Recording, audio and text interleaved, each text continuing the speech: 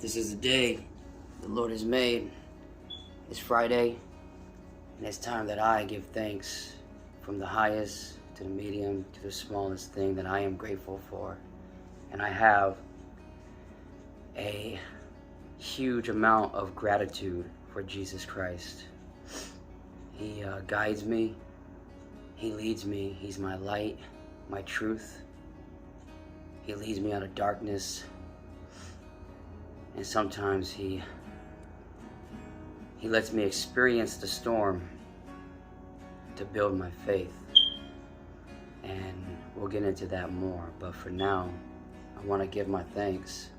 Speaking out loud is a great thing to do when you give it thanks to God, because it's empowering to say it out loud. And I really love saying it out loud to all of you.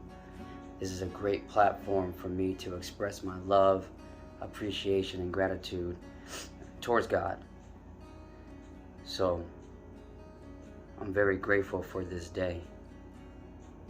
I woke up, and that already is a blessing. Waking up to another opportunity to experience life and experience my blessings. And lately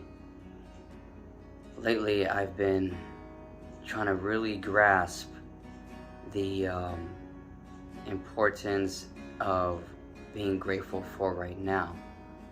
I'm grateful for right now, and I thank you for right now. I don't want to dwell on what was before, what I was before anything or after. I'm grateful for right now, and I'm very happy for right now. We could get lost in progress, and sometimes we don't realize what we have, and we start to murmur, complain, wanting more. And it's okay to strive for more, but you could want everything and not even realize you're losing everything you have right now. So I encourage you to appreciate what you have right now. If you're in the fitness, appreciate your progress that you have right now. If you're into like schooling or business, appreciate what you got right now, because right now is the most important moment of your life. Later on is later on. You ain't gonna get there until you accept where you are right here, right now. There's no better time than right now. And Jesus really is my light. These past few months it's been an experience.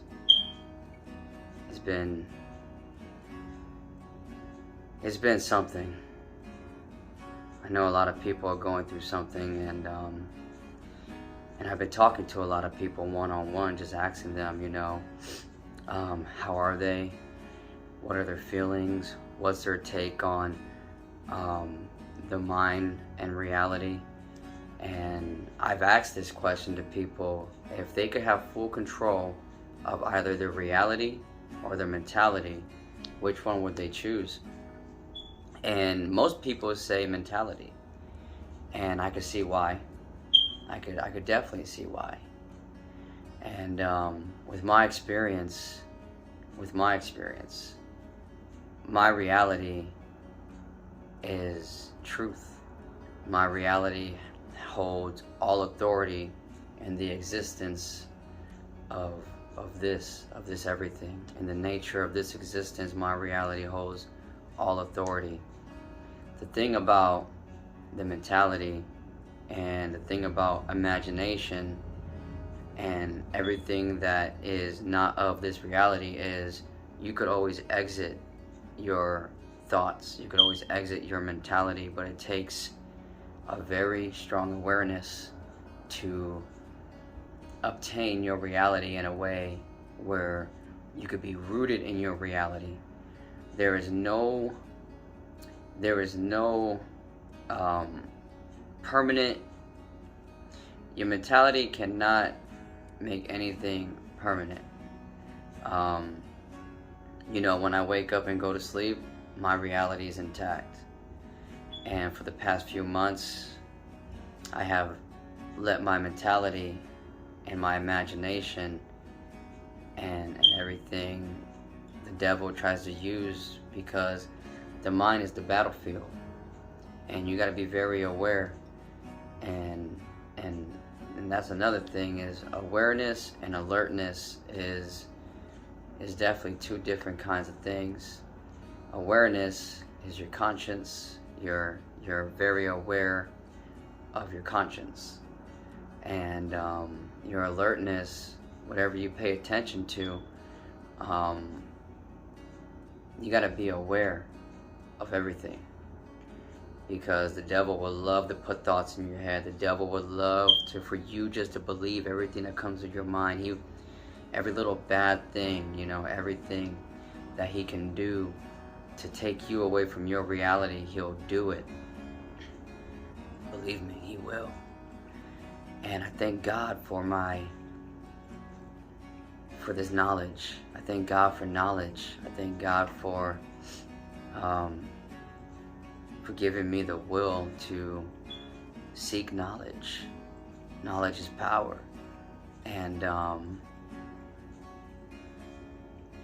just want to go into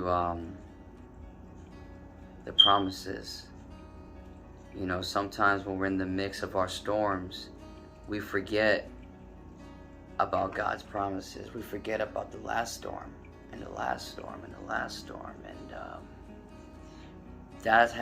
that thought, those memories of the past storms that I've been through, helped me to realize and have faith that this isn't our first storm.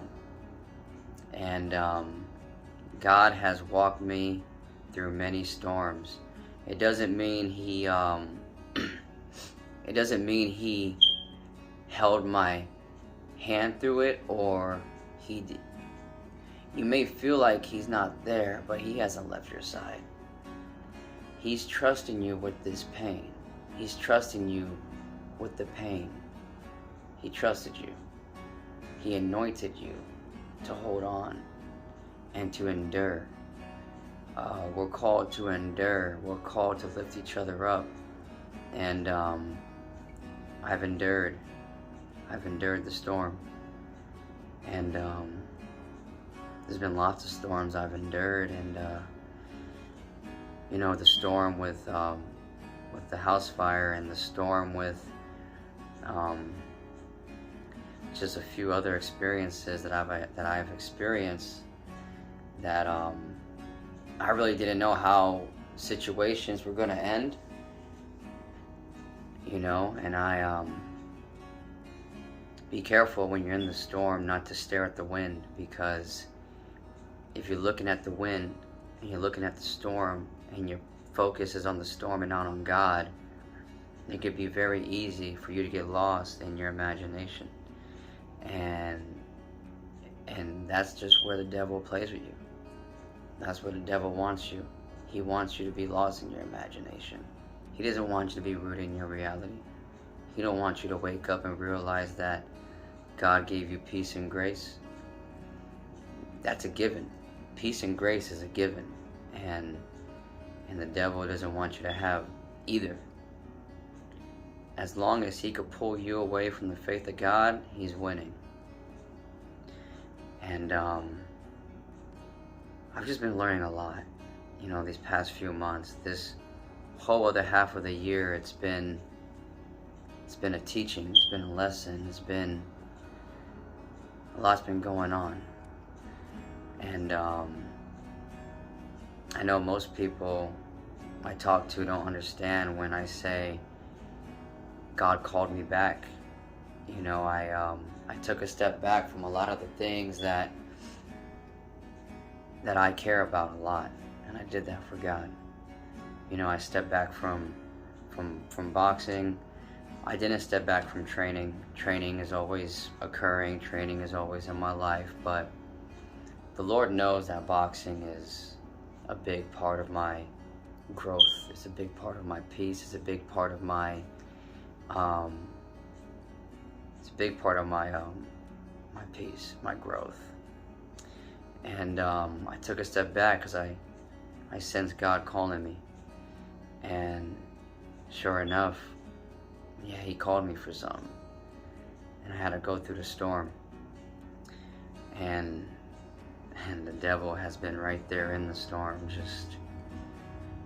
just in my head. And you know, I've talked to so many people, and one thing I've realized is we're all going through a little bit of depression. And I don't like that word depression. You know, it's a good way to describe it, but these are demons. The devil is very real. He hates you.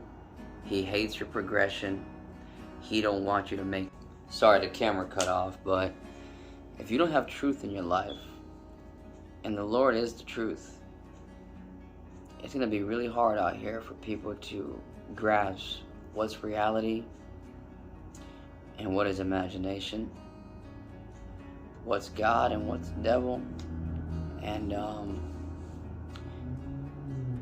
I just want everyone to know that I'm very grateful for this day, because I've been breaking some chains lately, and I want to help people to break their chains too. And it takes a lot of seeking. It takes a lot of dedication, and it takes a lot of believing, not in yourself but in God. And you can find the truth through God, through Jesus. And I've had my times. I've had my breakdowns. I've had it. You know what I'm saying? Like, I've been there. And I just want everyone to understand that I understand. Like, I do understand everyone's pain. I do. And I understand that people are lost.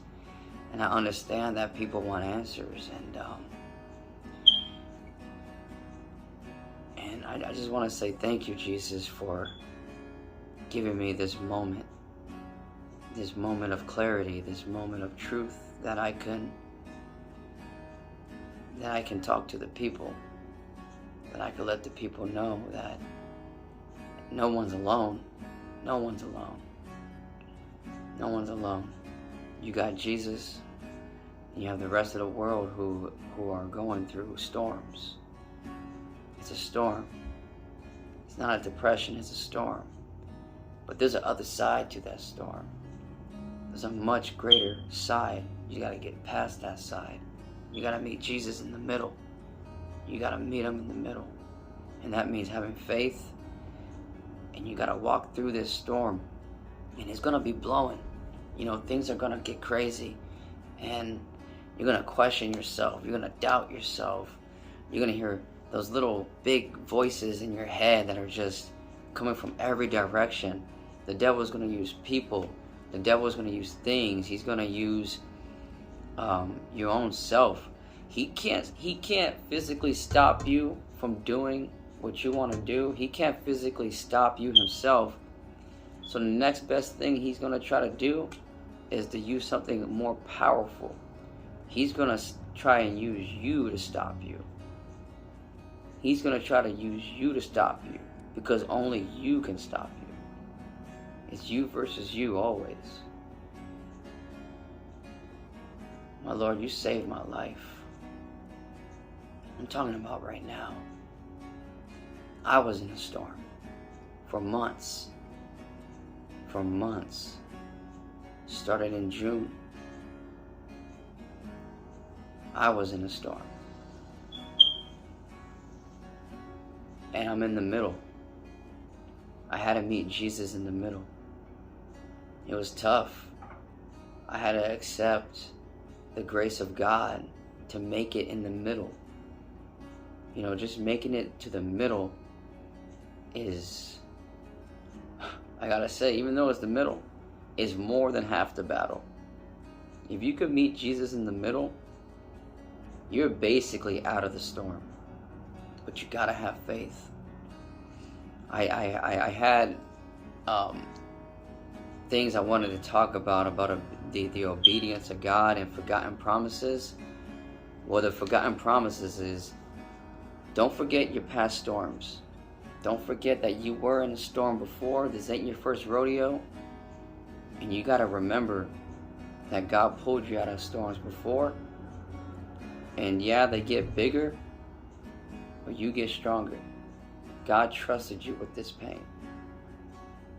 And to be obedient to God is to give up the thing you want the most, to seek Him, and to obey Him, because He has a better plan for you, something much better than what you got planned for yourself. I don't have a lot of time to speak because the storage on my phone is running out of space, but Jesus, I love you. You saved my life more than once, and you're saving it again today. You saved me, and I have to tell the people, be aware and be alert. Study, seek knowledge of awareness, seek the Word, make it through your storm, and praise Jesus every night, every morning, every day. And make it to the other side of that storm, because there is another side. Don't give up. Don't give in.